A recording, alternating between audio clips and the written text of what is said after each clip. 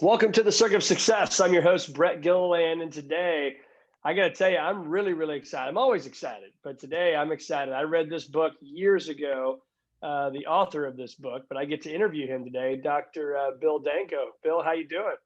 I'm well. How are you, Brett? I'm doing well, doing well. It's good to have you on this show. We've got a lot of great people we've had and over the years, and just an honor to get to interview you. So I read your book years ago. As you probably know, I've been in the financial world since I was 23 years old. So Hmm. started in 2001, and so now here we are. I'm 43 years old, so 20 years later. And Hmm. your book is a book that I've read early on in my career, and have helped a lot of people with some of the stuff that you've brought. So There's no mistake. no mistake, The Millionaire Next Door. So I was going to get to that. So The Okay, Millionaire Next Door. Also, the other book, Richer Than a Millionaire. that's There's that one right there. Just phenomenal books for those listening. You can get them on Amazon. We'll talk about all this stuff in the future here, Bill. But I always like to start every show with kind of what's the backstory, right? You don't just wake up and write these massively successful books and become a doctor and do all this. But what's helped you become the man you are today? yeah. Well, you talk about luck intervening on how things happen in life. I come from a pretty modest background. My father had a 10th grade education. My mom was a high school graduate. My dad died at the age of 38. I was 5 years old. And so, okay, so with that, um, there weren't a lot of options in terms of schooling. And, I went to the state university because I could afford it. And that's where I met Tom Stanley in 1973. I took a Awesome. course in consumer behavior. I got an A. It's important. Yeah, well, you know what? It really was because he liked my work ethic. And, he, of course, died 5 years ago in a car crash, Yeah. unfortunately. But in that 1973, I assisted him with his very first study of the affluent market. And boy, after a few years, he left that university, the State University of New York at Albany, to go teach at Georgia State University. But from 1973 to 1993, he and I did a number of academic papers together and a number of consulting studies together on wealth and who has money and who doesn't. So it was in that intervening 20-year period, the dean of my school of business, who is one of my mentors, Bill Holstein, who just died last year. Oh, Everybody I know is starting to pass. yeah, right. Everybody I know is either dead or dying. So, but my point Not is, good. but Bill Holstein, um, saw some merit in what I was doing, and he gave me a 1-year contract to teach an introductory marketing course at the university after I got my MBA. And I told him, I said, gee, this is pretty good. Bill, what do I have to do to stay on? And he says, Danko, go get a PhD. Okay. So that's how that worked. Easy, right? Just go get a PhD. Yeah. So I applied to Rensselaer Polytechnic Institute, better known as an engineering school, but they also have the Lally School of Management. And so I completed my PhD by 1983, returned to the faculty at the State University of New York at Albany. And in 1993, okay, this is where it gets to the nub of the book. Tom Stanley called me up and said, look, do you still have those old data sets? And of course I did. And he says, let's reanalyze it. Here's the concept. Let's look at people who have the illusion of wealth. And the tentative title for the study was Big Hat, No Cattle, Hmm. which became a sub-chapter Love that saying. Yeah. in the book. But there's a lot of pseudo wealth out there. Just because people have a big car and a big house doesn't mean they don't have a lot of debt. That's right. And coupled with that, geez, you look at the student debt load kids have nowadays. It's like having a mortgage, when you're 21, just getting out of school. So, but anyway, so that was the concept. So also in that meantime, I got married, had 3 kids, and so when he called me up and about this massive project in 1993, I said, of course, in my oceans of free time, of course I can do this. Sure. What else? uh, so the book was launched in 1996, and 4 million copies later, we can say Yeah. it was a rich experience. A very massive success, and it helped millions and millions of people way beyond the 4 million that you've sold. It really has, it's in 40 languages, and it's Wow. provided worldwide opportunities for me. Yeah. Um, I think I've spoken in just about every single state of the union and a number of foreign countries: Taiwan, Canada, Australia, Poland, Wow. Germany, Switzerland. Switzerland, probably one of my favorites. Oh, beautiful, beautiful. So you've made a career, obviously, in a personal brand about talking about personal wealth and wealth in America and all that. And Mhm. what have you? And you talk about richer than a millionaire, um, a path to prosperity. So what is that path to prosperity? When you look at that and all the research you've done, what is that path? Yeah, maybe this continues the backstory and why that All book right. is necessary. Um, when Millionaire Next Door was launched in 1996, again, I was still on the faculty of the university. In 1 year, I had more than 70 out of town speaking engagements. I didn't miss one class, but boy, there were some hellacious travel schedules to get back. Sure. And, And a very understanding wife and kids too. and children. That's right. Yeah. Well, in fact, you know, my daughter, my oldest, she has her PhD and she's on the faculty of a college. And I said, Christy, why in the world would you put yourself through this? And she said, Dad, I saw you do it. I can do it. So the kids are watching. They watch. Yeah, absolutely. So yeah, I'm proud of all 3 of the kids. They're all gainfully employed. But anyway, That's good. yeah, right. They don't ask me for money. I give them money, but they don't ask for That's right. it. That's right. It's all good. It's all good. But in 1996, when the book came out, and this whirlwind of excitement, and doing my other academic research, um, my mother had a major stroke and Mm. couldn't care anymore for my quadriplegic brother. So Wow. what do? You say, family is important. So I vowed to keep my brother Tony, who the Richer Than a Millionaire is dedicated to, out of a nursing home. Bought him a home, paid for his aides, and and every Friday, Saturday, and Sunday, I was the personal aide because it's hard to get a Wow. weekend aide. And here I am, a New York Times bestseller, bon vivant, you know, PhD. And you know what? Here I am dealing with a guy who can't even touch his nose. And, you know, uh, I have everything, but he had a lot of faith. And that's very important. And that's how Richer Than a Millionaire came out. The there was an essay from 1758 by Benjamin Franklin under the pseudonym the way it was called The Way to Wealth. His pseudonym was Richard Saunders, as in Poor Richard's Almanac. And if you do a Google on The Way to Wealth, you'll find the 3,500 word essay readily available. But here's the key thing. He says, being industrious and frugal and prudent are all wonderful things, but it's all blasted without a blessing from heaven. And we have this obligation to not only admit that we are just humble beings, but also to be charitable to others. And, now it's interesting with Benjamin Franklin. He belonged to 2 parishes in Philadelphia, and I think it was more for marketing purposes, for his printing business, working the crowd.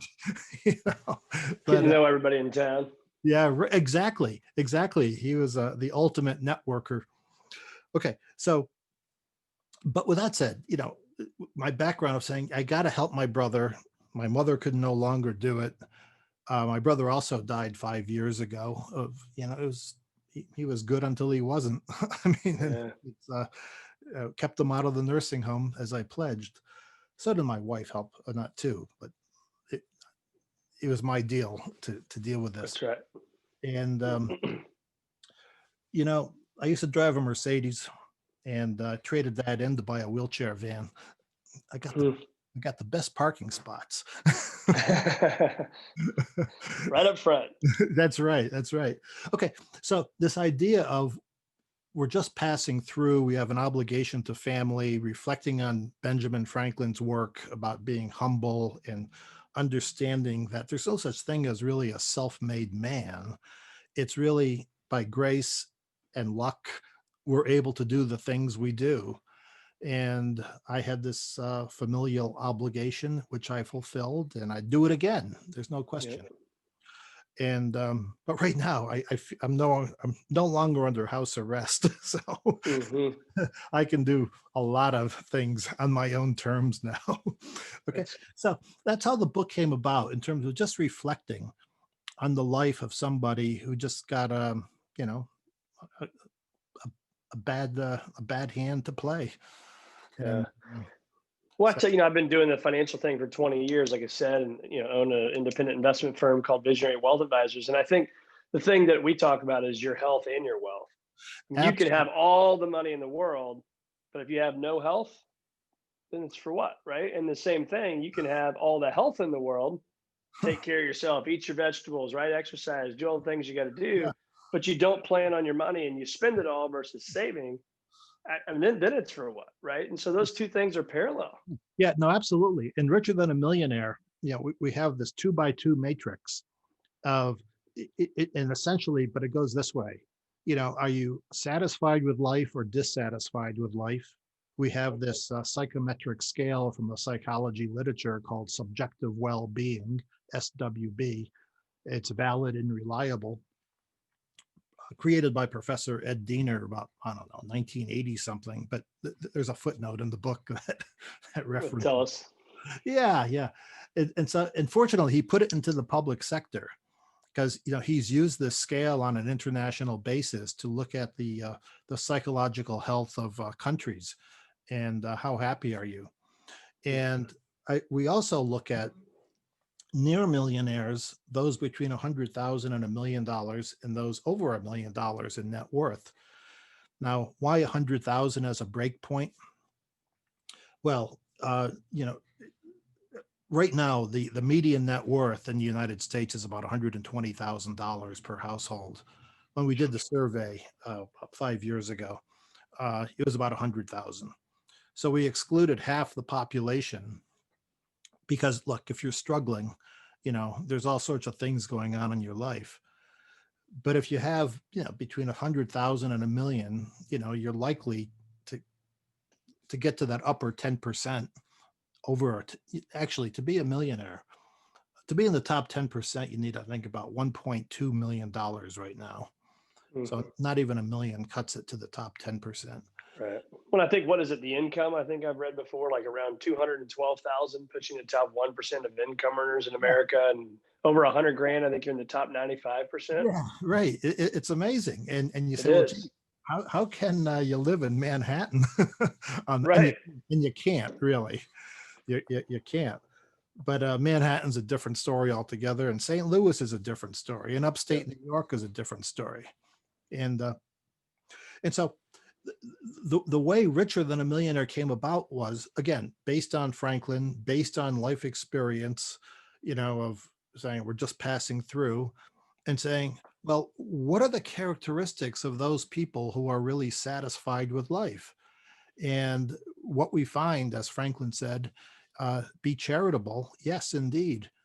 Those who are satisfied tend to be givers of time and money. Those who are satisfied tend to be practicing the golden rule. Those who are satisfied, there's a good correlate here. They're not anxious about the future. I mean, look, everybody's concerned, but there are some Sure. people who just are crippled by the prospects of what's going on in our world right now. But if you have a certain, positive attitude and a faith, you can get through this. That's right. There's a That's lot right. of, there's a lot of crummy stuff out there.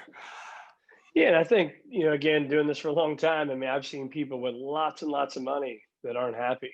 And I've seen people with very little money that are happy. Yeah, right. When people ask me, okay, well, give me the 10-second overview of what the book is about, Richer Than a Millionaire. I said, look, being rich is good, but being rich and happy is better. That's right. That's right. Okay. Yeah. The next best thing is being modestly wealthy and happy. Yeah. What's it, Denzel Washington? I think they said, he said, money can't buy happiness, but it's a good down payment. So Yeah. to the point is, it's not everything. Yeah. Certainly helps. And certainly there's the literature, especially with lottery winners, if you were irresponsible before winning the lottery, you're just going to be irresponsible with a lot of money. Right. Yeah. After you won Yeah. it. Yeah. One of the best things I saw about that was a guy named Jesse Itzler in one of his books. He's got Living with the Seal and Living with the Monk, but he talked about if you were a good person before you had money and now you have money, you're an even better person. Right. And if you were a bad person before you had money, you're an even worse person. Yeah. And I agree with that. I agree with that. Yeah. You're familiar with FIRE, financial Sure. independence, retire early. When I left the university, people said, well, what do you mean you're too young to retire? I said, I'm not retiring, I'm refocusing. That's right. And recalibrating. yeah, exactly. So maybe the acronym, financial independence is good, but refocus, I don't know what that would spell. Yeah. I don't know. We'll have to figure FIRE. that out. And we talk about that with our clients is not that you have to quit, but you want to be able to walk in with the keys, right? And be able to turn the keys in because you want to, not because you have to. Yeah, no, It's a absolutely. choice. Yeah, doing things and that's really the basis in the Millionaire Next Door as well. The whole idea is, what do I have to do to become financially independent? Right?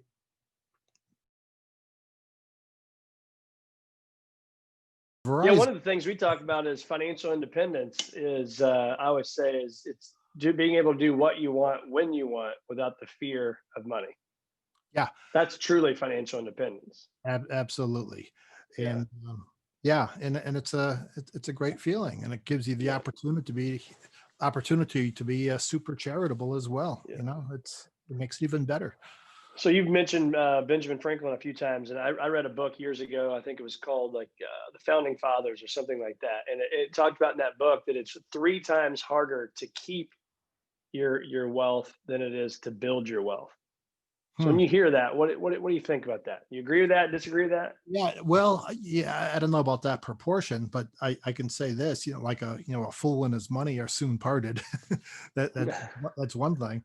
But I know Franklin writes about the idea of, you know, moving from town to town for your occupation is the equivalent of having a fire in your house. You got to Hmm. rebuild, in the next town. So there's a lot to be said about having some stability. Right. Again, I didn't have to move very far in upstate New York. Went to school here. We have, an airport such as it is. The point is, I was able to get everywhere just by being here. Yeah. And now that we have Zoom in our life, my goodness. Can be all over the world in Yeah, seconds. indeed. So when the Millionaire Next Door came out in 1996, what have you seen change from 96 to 2020? Obviously a lot, but what have you seen change the most when it comes to personal finance? Yeah. Well, one of the things that really concerns me is that student debt load. Mhm. Students believe that going to a prestigious, expensive school is somehow a ticket to ride. Right. One of the things we cite in Richer Than a Millionaire is, a couple of studies. One is about the class of 1985 from Harvard Law School. This was an article that was written in 1995, where students from Harvard Law said, we thought this degree was going to be our ticket to ride. All we had to do was say we're Harvard. Right. And they find that you actually have to produce. Yeah. Amazing. And a second one from the economics literature looked at the difference between um, what is the real factor that is going to explain a student's future earnings? Is it the school, or is it the personal motivation of the student? Well, It's the personal motivation That's of right. it. And so one of the things, and a greater societal issue is, boy, over these last 20 years, we've become more dependent on government. We have less personal responsibility. You know, we've gotten to moral relativism. Well, who's to say? We have all these politically correct caveats of what you can and cannot do. Everybody's walking on eggshells. Yeah, That's it's right. making it more difficult. Getting a decay in society.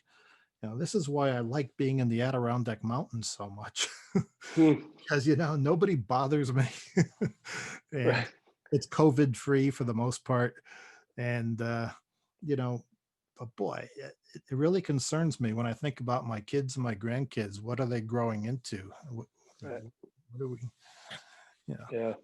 Oh, Yeah, I think that your point of that work ethic, and you mentioned it really early on too, is that your co-author, Mr. Stanley, had his thoughts as well as your work ethic is why he called you, I believe, right? mm, And so, I mean, I yeah. think I think that's one of those things you can learn. A lot of people talk about, can you teach it? Are you born with it? Which one is it? Where do you fall in that Oh, situation? Are you born with it? Can you teach it? And if well, you can teach it, how so? again, when I look at, I'm pretty familiar with Western Pennsylvania and coal mining country and Sure. regular folks there. And you look at the Pittsburgh Steelers as an example, and they say, look, we could have a life of hard work in the mines, or we can get into pro athletics. So given the choice of, let me be motivated to achieve something greater, I don't want to do what Hmm. my parents and grandparents did. And in my case, I mean, my goodness, gosh, again, my first funeral was my father's, and I guess I've been thinking about mortality forever and saying, look, got to make the best of it. So, That's right. just, you can't get a home run unless you get up the bat, right? You got to That's keep, right. you got to keep swinging here, man. And not everything works, but some stuff does. And you Well, and I go, think to that point, using that analogy of baseball, you also know you can be a Hall of Famer and get out 7 out of 10 times. exactly, exactly. You Yeah. know, In the marketing literature, I guess Professor Phil Kotler in his marketing management book, is it's where I learned about it, called, the expected monetary value of a client. You hear about, okay, this client could have $1 million sale that I might get, but there's a lot of these clients, and most of the time when I contact them, they're going to say, no, I'm not ready. But the point is, one of these times they will say, okay, let's do it. I'm ready. That's right. And so even though you make 100 calls to make $1 million, you have to say to yourself, every time I make a call, I just made $10,000. That's right. You Break know, it down in bite-sized that's pieces. right. Because my goodness, being told 99 out of 100 times, no, no, no, no, can Yeah, really have some deleterious effects on your ego. that it can. Let's say I'm getting, So talk about this net worth chart you have. It's the net worth chart versus happiness. Talk yeah, about that for a little bit. yeah, yeah, yeah. The we in Richer Than a Millionaire, we have this 5 statements people refer to or respond to on a 7-point scale. And so if you score low on all of them, you get a score of 5. If you score high on all of them, you get a score of 35. 20 is the break point. We find that about 80% of the millionaires are pretty well adjusted. They score above 20. But then, just as we did in the Millionaire Next Door, where we do the contrast and compare between prodigious accumulators of wealth and under accumulators of wealth, we have these mutually exclusive groups, and we can look at what are the behavioral characteristics of those who are happy with money versus those who are disgruntled with money. I mean, what's the sense of being a miserable millionaire? Right, right. I mean, oh my God, you got it all, man.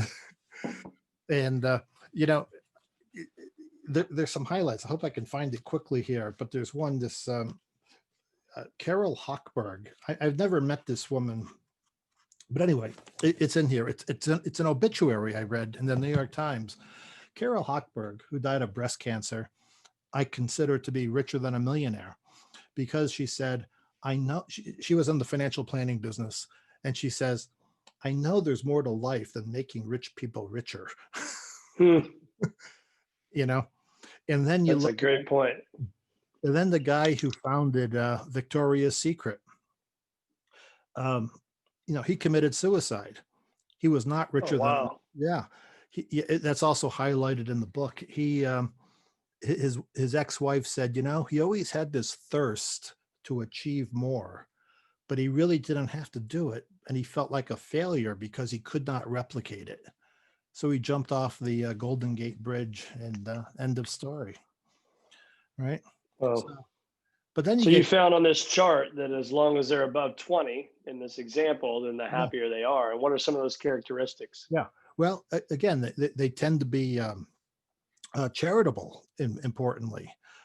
They tend to be engaged with a greater number of people. Now, look, in the psychology literature, when you just look at the happiness issue, this is true. The well-adjusted person in our community generally is, married once, has children, has aspirations for the children and grandchildren.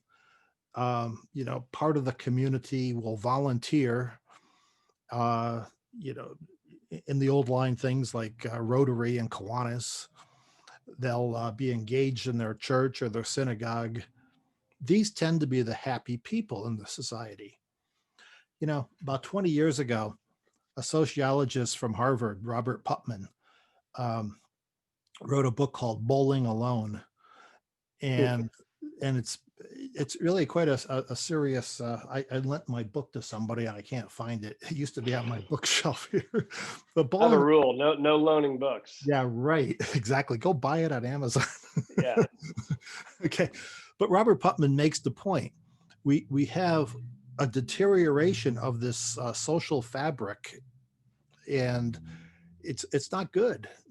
There are fewer joiners, and maybe there's a greater sense of unhappiness in a general sense in our society. But those who do understand what it means to be engaged tend to be the happy ones. Yeah. Yeah. And that's, Yeah, I think you're right. I mean, to your point, charitable, right? Part of the community, part of your church, synagogue, whatever it may be. I mean, and those are things that you and I know and our listeners know, but I think it's important for us, even myself, to slow down and think about that stuff. yeah. Well, and the gratitude behind all that. yeah, exactly. There is gratitude. In fact, when we look at the great religions, in Judaism, in the book of Isaiah, chapter 58, there's the passage about give your coat to those who have no clothes, feed the hungry.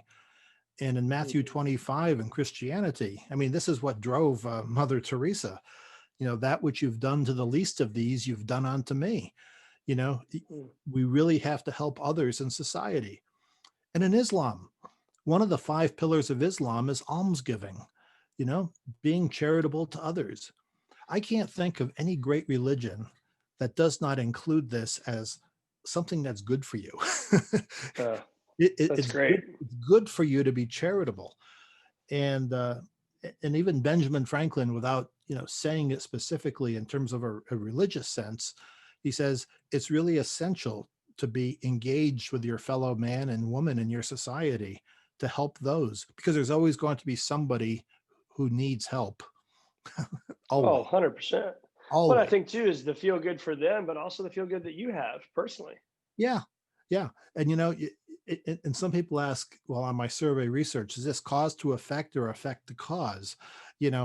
When you're doing static research, say, okay, these people say they're happy on this scale and they're also charitable. Well, there's a good association there, and I can't prove cause and effect, but I can show you that, well, the great religions say you got to do this and it's for your betterment, for society's betterment. So,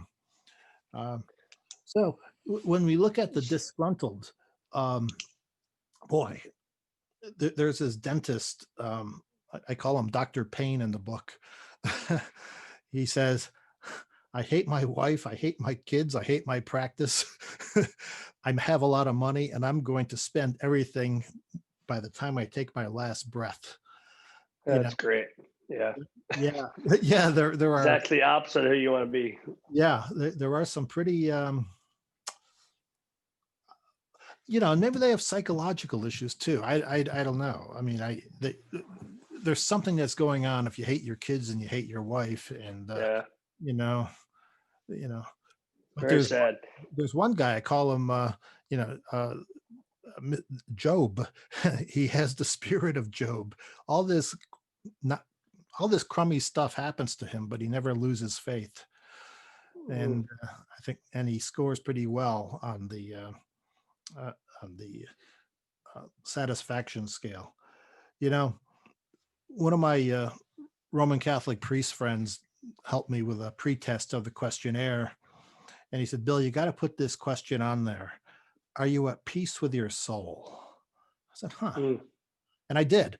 And just answering that yes or no, I'm at peace or not at peace, and correlating it with that psychological construct of subjective well-being, it's almost a perfect fit.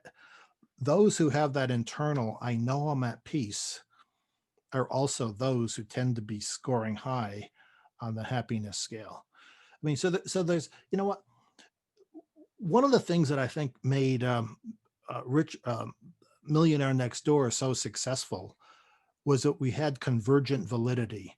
You know, we had 20 years of studies. We had focus groups, personal interviews, IRS data, census data, our own questionnaires.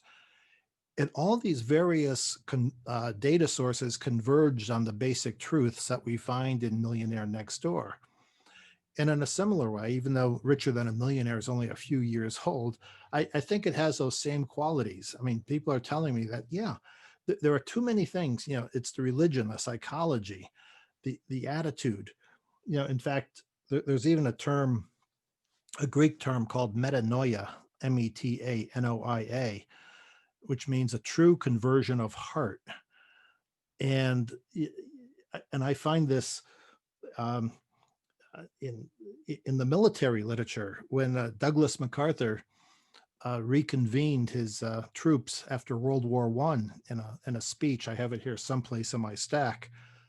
But he says, you know, we're all struggling to prevent war.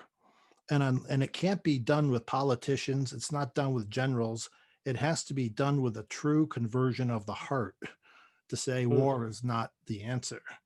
And this is the general who helped us in World War I, World War II, and Korea. And he was really a great leader, but he knew that the answer was not more atomic bombs and bigger bullets, Right. although we need those. Unfortunately, we need it. He says it's really something that comes, well, this metanoia, this true change of heart to get this understanding that's going to create a more satisfied life. Now, this is exactly what President Eisenhower in the 1950s talked about. Being the great general, he feared that we're going to be caught up in this in military industrial complex, and we are. Right. Now, one of my sons works for Lockheed Martin, so I want him to keep his job. But my point is, it's in Lockheed Martin, it's doing very well in the stock market, that's for sure. And and right now, until we have that true societal change of heart and people really have this understanding, we're going to need those weapons. That's right. That's right. So I get asked this a lot. I'm sure with your background here, you get asked this a lot as well. But people will say, Brett, when will I know enough is enough? Or what is the number? Right? Yeah. You ever get asked that? Yeah, absolutely. In fact, this is something, in fact, part of my discussion with my former dean, Bill Holstein, we were talking about this, and I had some data analysis questions and I wanted to get his perspective. And there's a chart in the book. Oh boy, I think I sent it to you, didn't I? I may. Oh, yeah, you actually did. Yeah, there it is. Yeah. Okay, it's on page 26. But my point is there for your viewers there. But I'll explain Yes. I'll explain what's going on here. Okay, it's a curvilinear chart. When we ask people, all right, what's your current net worth, and then a follow-up question: how much do you think you need in order to feel rich? You know, how do you know you have enough? Okay, so if you have 500,000, in actuality, to feel rich, people have told us on average they need 5 times that amount, or $2.5 million. Those who have 2.5 million to feel rich, they say they need twice as much, or 5 million. Those who have 5 million say they need 8 million. Now look, here's the reality. As I said, the median net worth in the United States is about $100,000. To be in the top 10%, you need about $1.2 million. To be in the top 5%, $3 million. To be in the top 1%, right now, $11 million is the minimum threshold, is the threshold to get you into that top 1%. Now you see, you know, we hear about the celebrities and, you know, Musk and Oprah and, you know, Bill Gates. I mean, you know, people who are in the stratosphere in terms of net worth. Right. Yeah, obviously they achieved it, but how much is enough? Well, when you look at that graph and you see where it starts, the inflection point on a downward basis, that's about the $5 million mark. Okay. If you're at $5 million, man, you're doing way okay. Yeah. You're really doing just fine. Yeah, because when you look at the bottom part of the net worth distribution, you know, under 100,000, my gosh, there's a segment down there that has a negative net worth, and they are hurting. I think the key to that is too, not to get into the personal financial side of things, and certainly not for us, but I mean, talking to that listener, I mean, it's you hear so many people say, "Oh, I'll just save 10%." Well, that's easy to do, they say, right? Well, it's not easy to do, but number one, and number two, I don't think 10% savings is enough. We No, talk to our clients all the time with 20% of your savings needs to be done minimally, because we're working for X amount of time, but we're actually living longer, right? People used to retire and they'd retire for 5 or 10 years. They were dead and money didn't need to last that long, right? And so they still stuck with 10%, but it's not that, because yeah, now we're retiring and people are living for 25, 30, 40 years past retirement. yep. In fact, in my empirical studies, we show that 22% is typically what the wealth builders are saving. That's right. You know, I've had the opportunity to talk to some athletes. In fact, you know what? One of my agents, maybe you actually get this, Insurance Newsnet. Do you get this? No. Well, okay. Mike Talblub, this Hall of Fame. He goes, Bill, you're in here. Oh, wow. It's about, you know, athletes saying, gee, I want to be wealthy. And so in the locker room, they threw him a copy of Millionaire Next Door. Nice. Read this. Said, read this, buddy. Yeah, Real right. quick on that, I used to be the speaker when the St. Louis Rams were in town. I got to go, and I was the financial guy that would speak to the St. Louis Rams preseason. Yeah. Right, they would do their camps, right, and I would come in and talk finances, and I'd put $1 million on this big whiteboard, right? And they're all in there, all the big players, you know, Sam Bradford's of the world, they were all in there. Mm-hmm. And I would say $1 million, and I'd say, pay your agent, pay your taxes. Here's what's left. And people are just astounded. These athletes were astounded the fact that that's all they had left, right? And I think again, it goes back to education, that we don't truly understand if somebody makes 100,000 or $1 million or 10 million a year, what the ramifications are when you're paying taxes. And I know our listeners all know that stuff, but you got to save a large percentage of that to be successful long term. Yeah, you're right on. You know, when I've spoken with some high earners, especially athletes. Whoops, he's still there? Yep, my phone call came in. Sorry. Oh, okay. Okay. All right. Good picture though. Good still picture. That's right. Okay. I say, look at as terms of thirds. Yeah, 1/3 is taxes and administration, 1/3 is Yeah, spendable, and 1/3 is long-term investment. You know, and that's a pretty easy way of cutting it up. that's right. That's You exactly know, right. you know, Um, one of the Go ahead. key I'm sorry. one of the key themes in Millionaire Next Door, of course, is this self-imposed economic scarcity, where you say, "Look, it's up to me." You know, we have all these societal influences saying, "Well, look at these beautiful people driving these new cars. Look at these people in these big houses. You know, they must be really doing well." Right. And what you have to do is get it through your own head, saying, "Well, wait a minute. This is what I want to accomplish, and don't let my income dictate my lifestyle and have it expand like that." Set your goal of saying, I will save consistently that 20% or 22%. I will avoid excessive debt. My Yeah. gosh, you look at the leverage problem in the housing market, you know, whatever happened to the time when you could put 20% down, then get a mortgage? Now it's, oh, you don't need anything down, or 5% down. Yeah. You need Giving it to skin. you. You need skin in the game, don't you?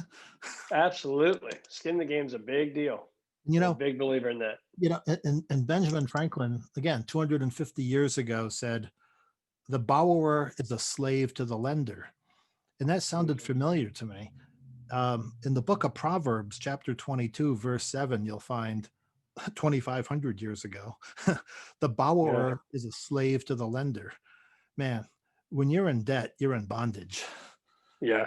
You No, know, you're absolutely right. You're absolutely right. And I think too is that, with doing what I do for a living, I mean, you got people that come in and want to talk about, they also want to enjoy it, right? So I personally don't have a problem with having a nice home. If you want to drive a nicer car, that's fine. But you also got to save money. that's right. That's the key, right? And I know you just said that, and I know that's so simple, but that's the key. That's right. You can have this nice thing, but make sure you're saving the money over here. Yeah, there was something like in MS Money, whatever. But a majority of households can't even come up with $400 for an Oh wow. emergency. You know, there's something like that.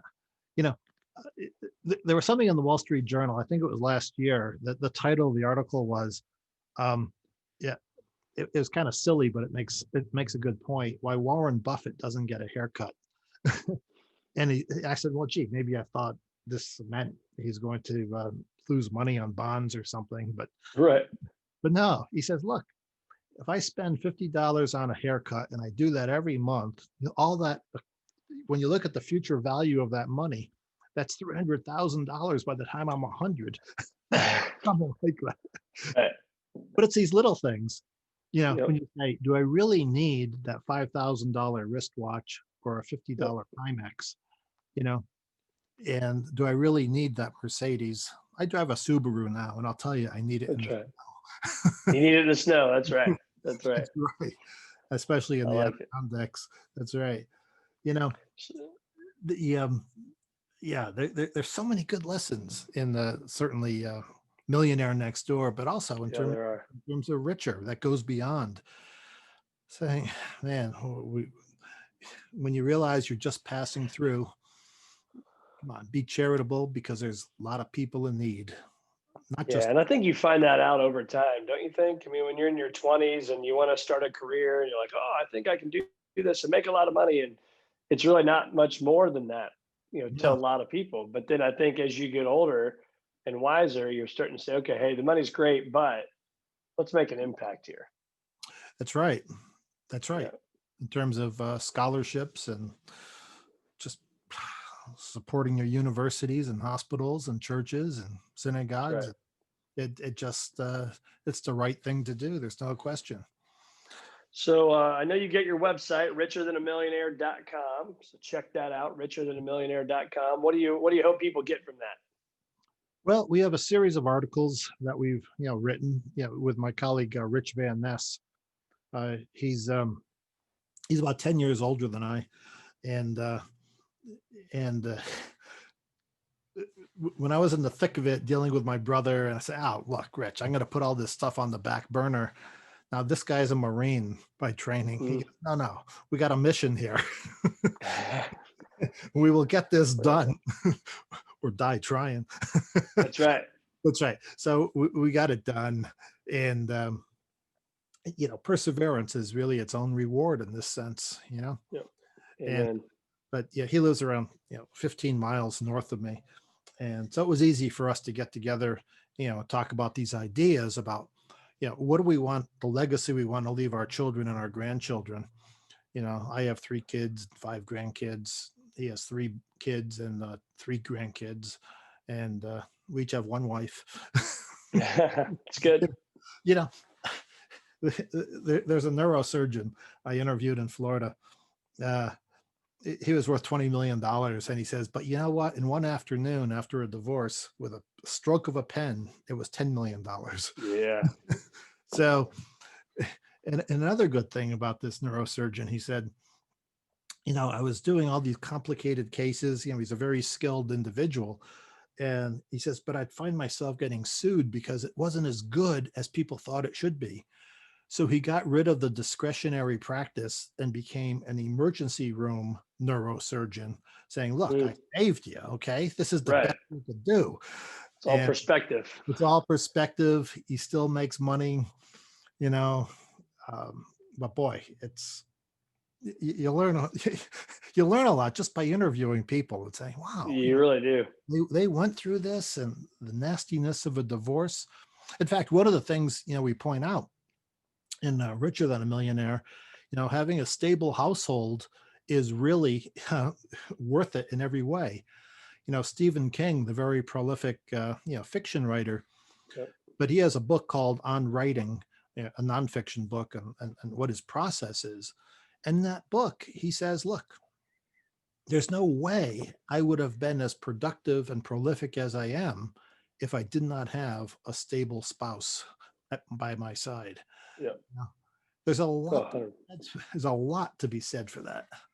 Yeah, I did a study at one point of all of our financial advisors and just kind of went through from upbringing to sports to spouse to you name it, and that was a big one. That was a really, really big one. I found in our industry, the most successful, the ones that have the most supportive households. Period. Yeah, one of my friends in the construction industry who makes a lot of money, and he's on his second wife, and I like her. She's a trophy wife, but at one time he said, man, the way she spends, I wish I had my first wife back. Okay, trade her back again. But so be happy with what you got, right? That's right. I'm very blessed. Very, very blessed. Absolutely. Well, Dr. Bill Danko, where can our listeners find more of you? I know we just said richerthanamillionaire.com. We can go get the books at Amazon. Anywhere else? Yeah. You can get it at a bookstore, but man, with this pandemic thing, it's hard to get into a bookstore. That's but right. They can order it, and some people do. A number of colleges and universities have made it required reading both books for their students, like in a personal finance course. So even some university bookstores Wow, that's have great. it available, and so they buy in bulk. And I got to tell you, again, my colleague and I, for Richer Than a Millionaire, we said, we're both educators. I've personally taught more than 10,000 students in the university, and he has a similar amount. And so that's a lot of one-on-one stuff in a 15-week semester, getting to know these students. And one of the things that is so obnoxious in education is not only tuition, but also the cost of textbooks. The paperback, and we made it paperback, it's $7.99. Right. The Kindle version is, I think, $3.99. Yeah, $3.99. Yeah.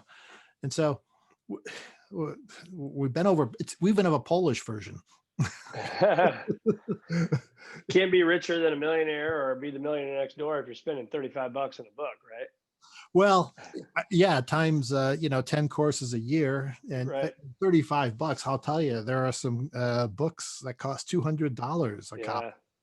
And now, how old are your kids? I sense they're probably pretty young, not in college. Yeah, 15. So freshman high school, 7th grade, 5th grade, and 1st grade.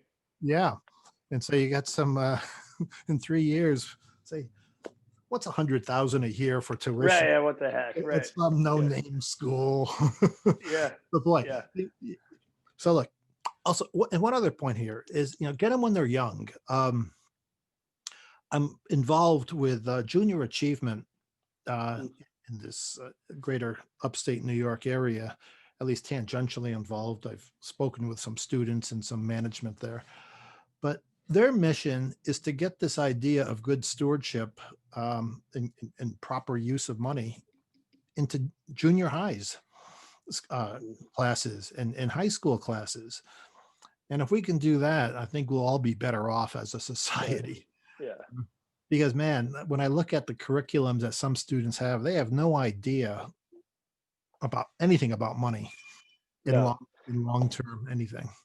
No, I teach a course. Well, when I say teach a course, let me rephrase that. I guest speak. I'm the professor of the day 2 times a year at Southern Illinois University here in our area, and that's the whole thing, is teaching these kids about financial 101 and what people don't know. And it's a shame. You hope they can start to pick up more of that, like you said, junior high, high school, and into Yeah. college.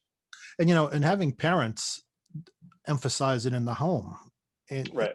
but what do we have now? We have a broken society in many ways.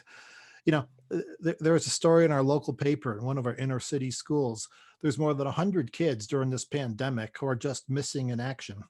Yeah. They don't even show up for the Zoom calls. Right. They just, Very sad. they're just, and there's nobody at home to tell them you must do it. Yeah, we have some significant challenges to deal with. And so our listeners you can get you on LinkedIn. I know that's where you and I connected. Yeah. LinkedIn. Yeah.